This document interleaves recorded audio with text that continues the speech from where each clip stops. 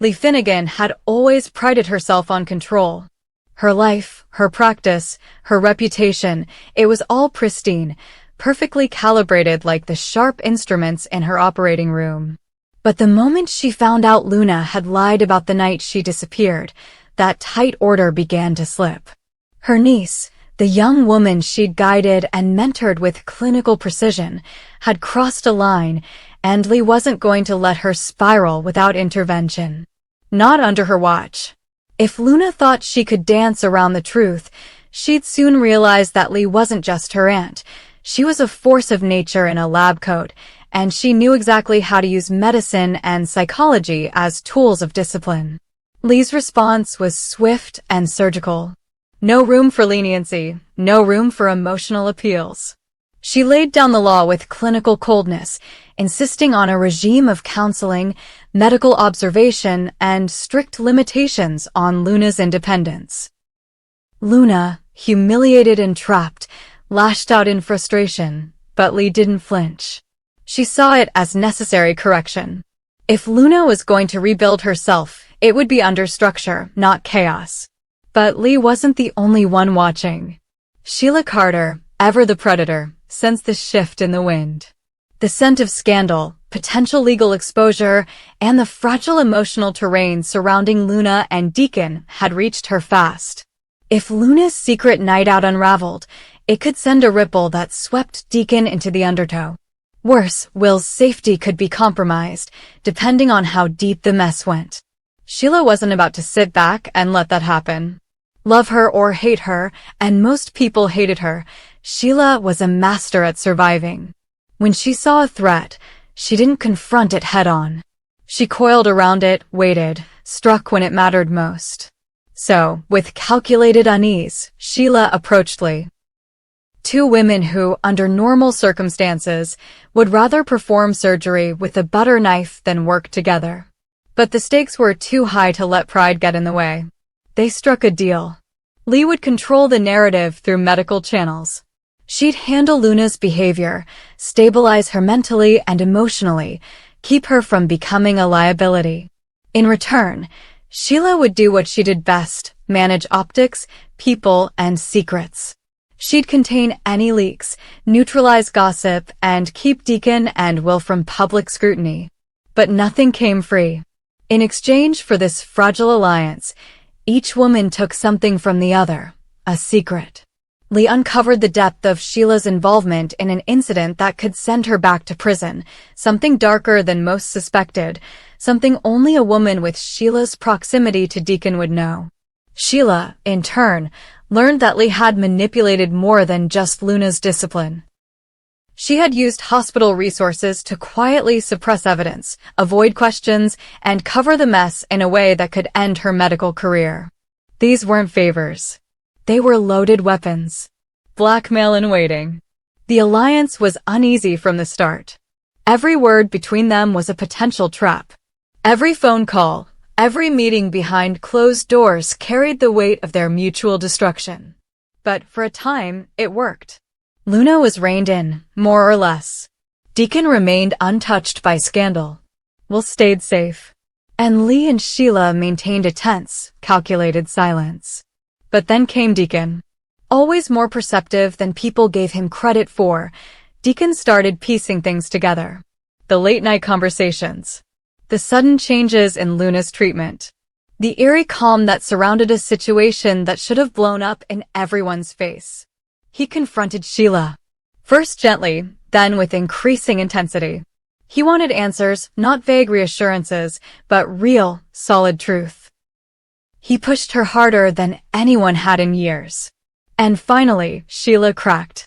Cornered and emotionally frayed, she confessed everything. To protect Luna, Lee had gone too far. To protect Deacon, Sheila had taken matters into her own hands. Together, they were sitting on a minefield. And she had the power to blow it all sky high. But Sheila didn't want to. Not anymore. She wanted to come clean. Not just to Deacon, but to the police. To do something real. Maybe even redemptive. Sheila made the call. That night, she packed what little she needed and wrote a note for Deacon. She told him not to follow. She was going to the station. She was ready to tell the truth, to finally face justice on her own terms. But she never made it. Luna was waiting. Whatever happened that night, whatever guilt, pressure, or manipulation drove her, Luna intercepted Sheila before she reached the station. Their confrontation was quiet and tense. No witnesses. No screams. No blood on the streets. Just a final, desperate decision. Sheila never walked through the doors of the police station.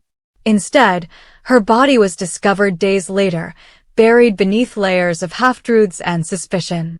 The shock was immediate and total. Deacon was gutted. Lee was shaken, but she didn't show it. And Luna? She wore a mask of silence so tight it seemed fused to her skin. The story was already spinning out of control. Sheila had gone missing. Foul play was suspected. But no one had proof. Not yet. Deacon, broken but determined, began digging. He couldn't accept the official line that Sheila simply disappeared or ran. She was ready to confess. That much he knew. He followed the breadcrumbs, pieced together her last hours, retraced her steps, and every lead pulled him closer to the unthinkable. To Luna. The more he uncovered, the more the lines blurred. He didn't want to believe it. Luna, the sweet, fragile niece caught in Lee's web of control, could she really have done it? Could she have killed Sheila, the woman who, for all her faults, had finally tried to do the right thing? But the evidence was too clean, too curated. Like someone had rehearsed it. Like someone had help. Deacon confronted Lee again, and this time, the gloves came off. He demanded the truth. Did she know? Had she helped Luna cover it up? Lee denied it, but her precision faltered. Her voice trembled. And Deacon saw it, the fear behind her eyes. The one thing Lee Finnegan had never let anyone see. It was unraveling. The alliance between Lee and Sheila had crumbled. The secret they shared, the threats they held over each other, useless now. One woman was dead. The other was compromised. And Luna? She was slipping into paranoia, into guilt, into silence. But the danger wasn't over. Because Deacon wasn't the only one watching. The police were closing in. Rumors were spreading. And deep within the tangled mess of lies, betrayal, and cover-ups, the truth was starting to breathe. Sheila's death wouldn't stay buried forever. And when it rose, it would drag everyone down with it. Lee tried to contain it. She doubled down on Luna's mental health care, tried to explain the erratic behavior, the isolation, the fear. She rewrote reports, scheduled evaluations, told the world that Luna was suffering from trauma, not guilt. But the cracks were widening. Then came the twist no one expected. A video. It arrived anonymously in Deacon's inbox. Grainy, but clear enough. A parking lot. A timestamp. Luna and Sheila face to face. Heated words. Sheila turning to leave. Luna following. A scuffle. The screen went black. That was all it took. Deacon turned the video over to the police. He didn't want to. He had loved Sheila in his own way. He had cared for Luna. But the truth, finally, had to be louder than the lies. The fallout was immediate. Investigators reopened the case. Lee was called in for questioning. Luna was taken into custody. The media storm was merciless. Murder in Beverly Hills. Niece kills reformed outlaw. Every paper had a version. Every blog fed the fire. The Forresters distanced themselves. Lee's medical license was suspended. Deacon closed his restaurant, withdrew from public view. Will was placed under protective custody while the case played out. But the biggest surprise came in court. Luna didn't fight. She confessed. Not because of pressure. Not because of evidence. But because, in the end, the guilt became too much. She stood before the judge, her voice flat but clear, and told the truth. She killed Sheila to protect herself, to protect her future, to stop the truth from detonating the lives around her. And for a moment, just a flicker, Lee looked like she might break. But she didn't. Because control was all she had left. The verdict was swift. Manslaughter. Mental health considerations. Probation, psychiatric supervision, and a complete ban on public statements. Luna disappeared from the spotlight. So did Lee. And Deacon? He never visited either of them again. The alliance was over. The secrets exposed. And the cost? 1 life lost. 3 others shattered. But in Los Angeles, the sun always rises, and shadows, no matter how dark, never stay buried forever. Deacon Sharp had always believed chaos was behind him. He had fought his demons, rebuilt his life, and finally found some measure of peace, however fragile, with Sheila Carter. It wasn't perfect. It was complicated, volatile, often on the brink of disaster. But there was love, a kind of strange, defiant love that made sense only to them. And in that twisted world, they made it work. Until the night, everything shattered.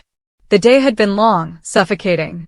Deacon had spent hours trying to keep his business running, fending off questions, tensions, and the usual drama that came with being who he was. But through it all, one thought kept him going. Sheila would be home. Waiting.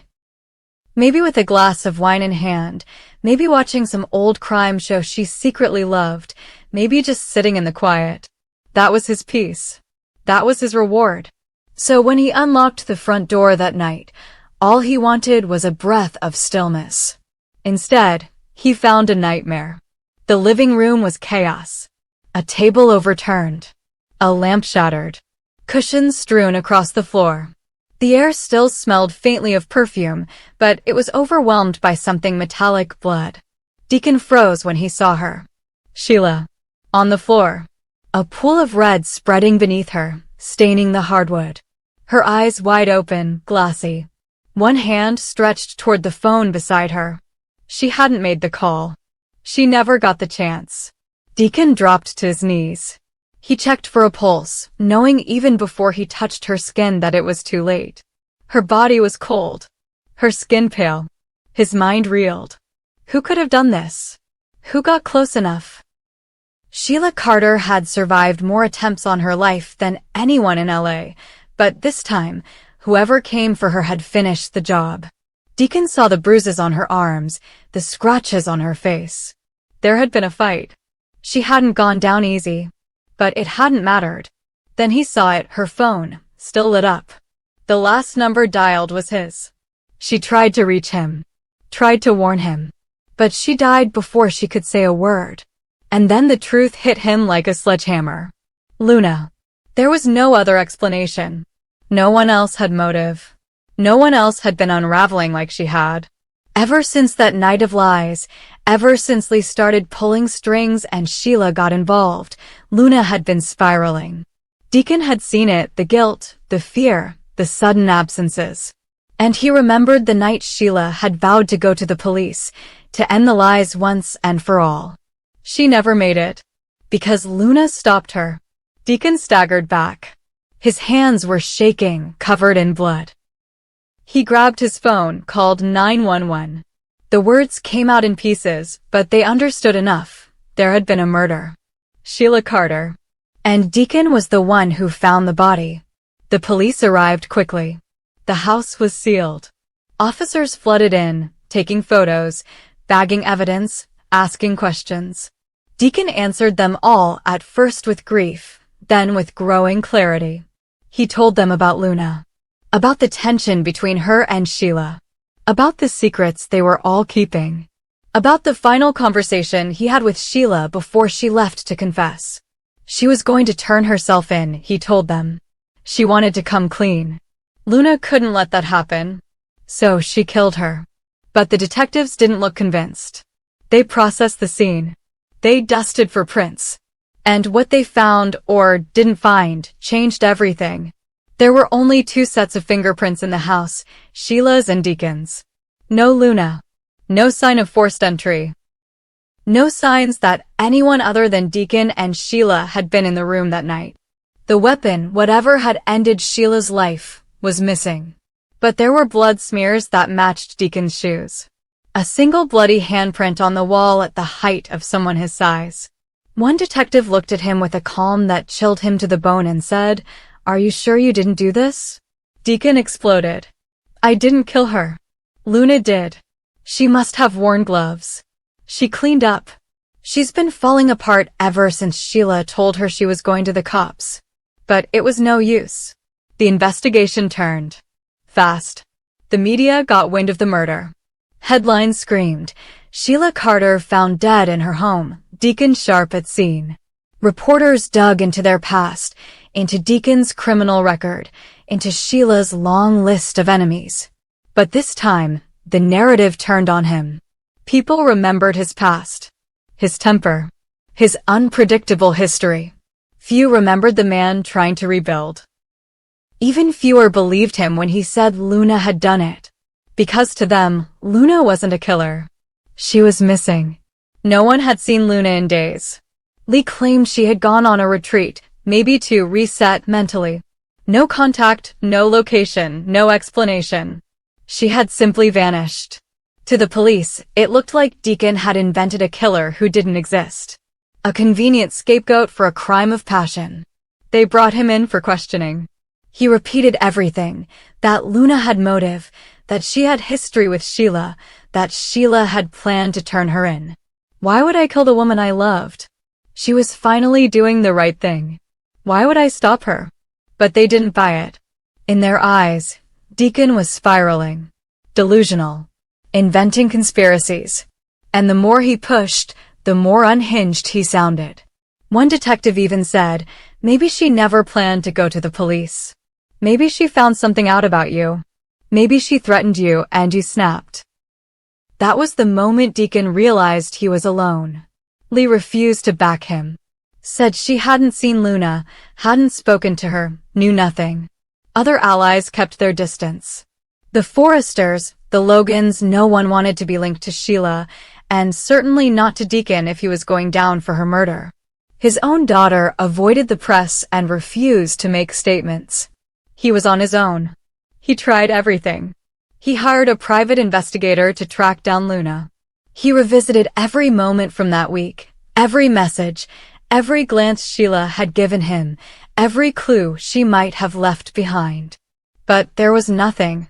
Whoever had done this, if it wasn't him, had erased their presence with surgical precision. And yet, he knew. He knew Luna did it. He saw it in her eyes days before Sheila died. The way she flinched whenever the truth came close. The way she looked at Sheila like she was a threat that needed to disappear. She hadn't run. She was hiding. And Lee, whether knowingly or not, was protecting her. But none of that mattered in court. The DA brought charges against Deacon. Second-degree murder. The prosecution painted him as a man on the edge. A man haunted by Sheila's past. A man who snapped in a moment of rage. They showed pictures of the crime scene. The blood on his hands. The inconsistencies in his story. They said he concocted a fantasy about Luna to avoid taking responsibility. His defense fought back. They argued Sheila had many enemies. That Deacon had no reason to kill her on the night she planned to redeem herself. They even hinted that others, like Lee, had more to lose if Sheila went public. But without proof, it wasn't enough. And Luna remained a ghost. No trace. No confession. No body. Just the shadow of a girl who may or may not have existed in that room. A girl who, to the world, was a figment of a guilty man's imagination. In the end, the jury was split. Not enough for a conviction, but enough to destroy Deacon's life. The case was declared a mistrial. But his name was never cleared. He lost everything. His business closed. His reputation collapsed. His few remaining friends stopped answering his calls. Every time he walked the street, people whispered. Some shouted. One woman spat at his feet and called him a murderer. But Deacon didn't care. All he cared about was finding Luna. Proving she existed. Proving she killed Sheila. Proving he wasn't insane. Because deep down, in the quiet moments when the world turned its back, Deacon could still see her, Sheila, lying there, hand outstretched, trying to call him. And he had been too late. Too late to save her. Too late to stop the lie. And now the world believed the one thing he could never forgive. That he killed the woman he loved. But Deacon wasn't done. Not yet.